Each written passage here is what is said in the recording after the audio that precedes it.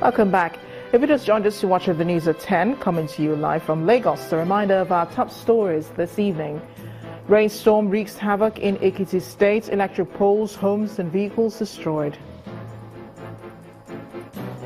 Jubilation in Port Harcourt, the River State capital, as court fees 35 Biafra agitators. Ahead of the closure of Abuja Airport, acting president inspects facilities at Kaduna Airport, asks contractors to speed up work to meet the deadline. And son of former opposition leader in the DRC to succeed father as the leader of the opposition party.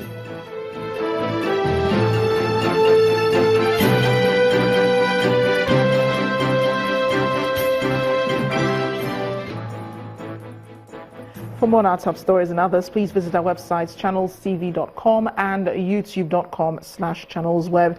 You can also watch us on the go on your mobile device. Log on to m.channelstv.com, or you can download the Channels TV app for Android, iOS and Windows phones from their respective stores. A reminder here that having the Channels TV and Channels 24 app will give you access to news and updates. You also have the Eyewitness feature, so you too can be part of the news. Just install the app, then tap and swipe to reveal the Eyewitness menu and follow the instructions to share those pictures, videos or news of happenings around you. The Ogun State Governor Abeokuta Amosun has reiterated his administration's commitment towards ensuring a safe environment for living and for businesses, while strengthening the existing law of the state against kidnapping, cultism and other social vices.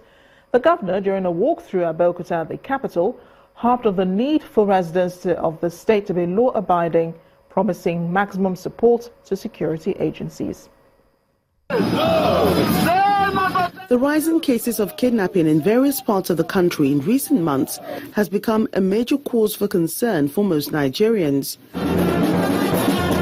This worrisome development is perhaps the reason why this group of protesters is embarking on a peaceful walk around the major streets of Abeokuta, the Ogun State capital in southwest Nigeria. No to kidnapping, to say no to terrorism, to say no to cultism, because all these are evil. They are criminal in nature, and we don't want it in our society again.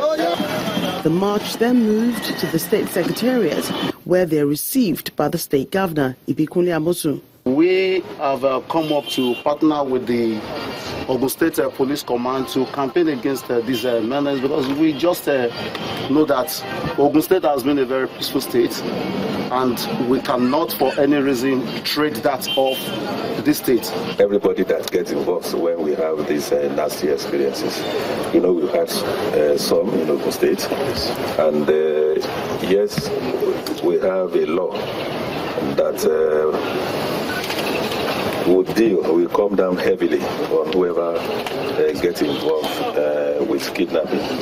Yes, we have not made it a capital offense here, but we believe that even the law as it is, if it is well implemented, should deter them from maybe going ahead with this, what I call stupid and criminal acts. The protesters are happy to hear from the governor. However, they expect that the government will do more to reassure the citizens that it's on top of the situation.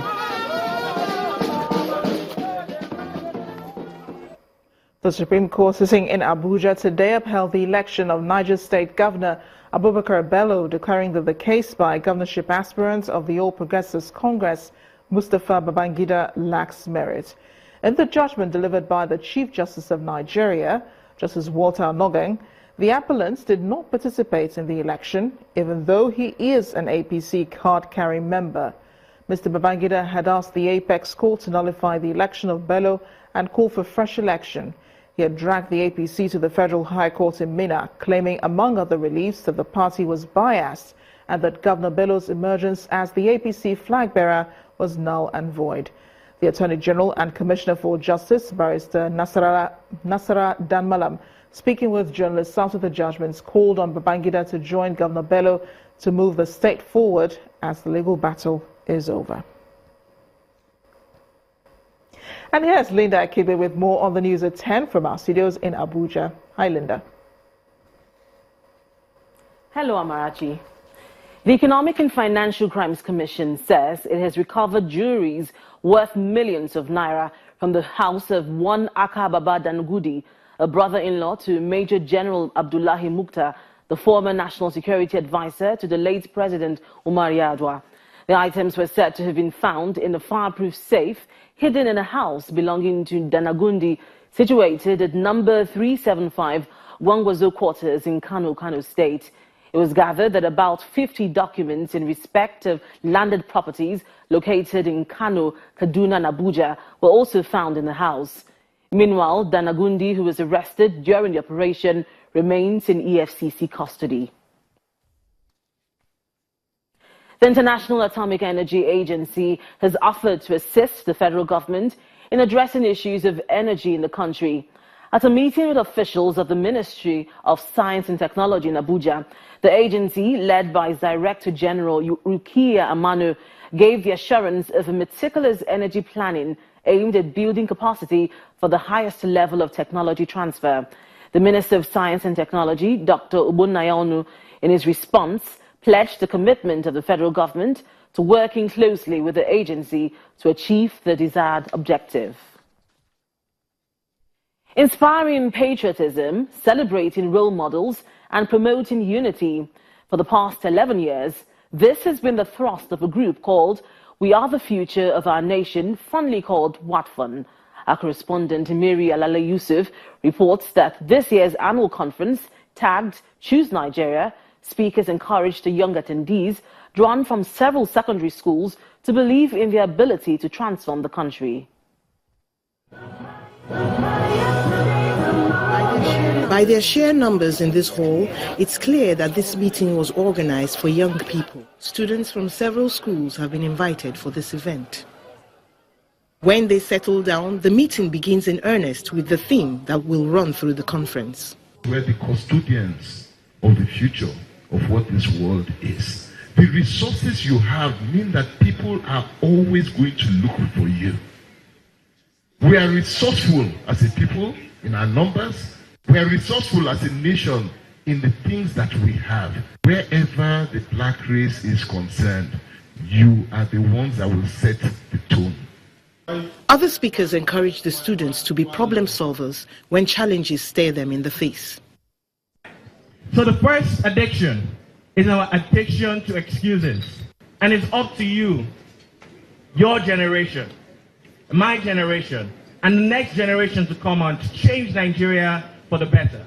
We make a list of all the challenges, but then next to the challenges, we make a list of what? Opportunities for addressing those challenges. Those opportunities are actually business opportunities. Some of them are opportunities for greatness. For every problem that makes you angry, come up with an idea to solve it. In sharing his thoughts on the topic Love Nigeria, former Governor of Cross River State, Leo Limoke, explains the importance of demonstrating love for country. The people, because we run ourselves down, we find it difficult to love. Do you look out for Nigeria? You see somebody doing something bad or committing a crime, and you say, hey, just like in school, I need to make sure that I report this.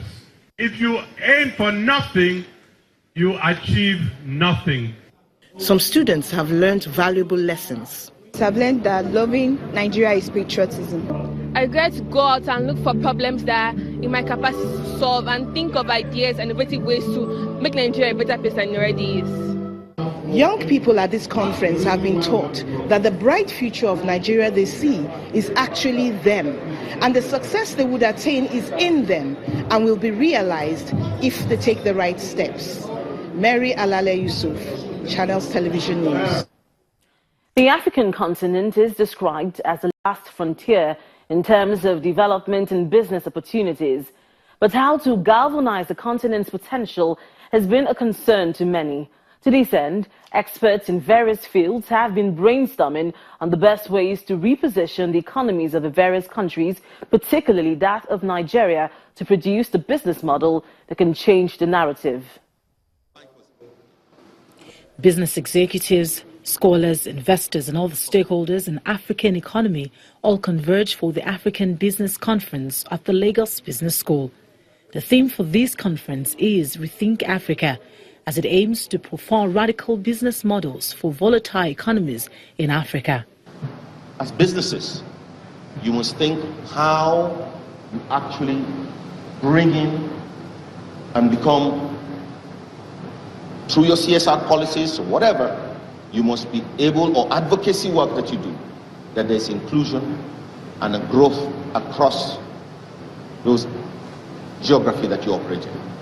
After the keynote address, the guest speaker also gets to field questions from the audience on critical issues affecting African businesses, especially in Nigeria. If I was investing in the power sector in Nigeria today, I'd be very concerned about the liquidity crisis in the power sector. That's one thing. But I will also be very concerned that will you be able to source me dollars as a dollar lender when you need to repay my debt? Situating the forum in the Nigerian context, where the nation is fighting a recession and so much pressure on the local currency, what are the options available for the country? Is really to think about how we can influence government to change some of the regulatory bottlenecks that prevent people from taking on long-term business investments. The conference then enters a break session where the audience is divided into various classes. In the agricultural class, the panelists attempt to profile clues to prospects and wealth creation in agro-businesses. As an investor, you may look more in the short term. You know, say 1 year, what's my gain? And these things are very critical when we assess the opportunities, but also when we design radical business models along the lines of our business. Beyond the talking points raised at this conference, the need to find a sustainable action plan to change the fortunes in Africa's volatile economies seem to be the main challenge. When the News at 10 returns, the Central Bank of Nigeria is set to inject additional $350 million into the foreign exchange market to further strengthen the naira.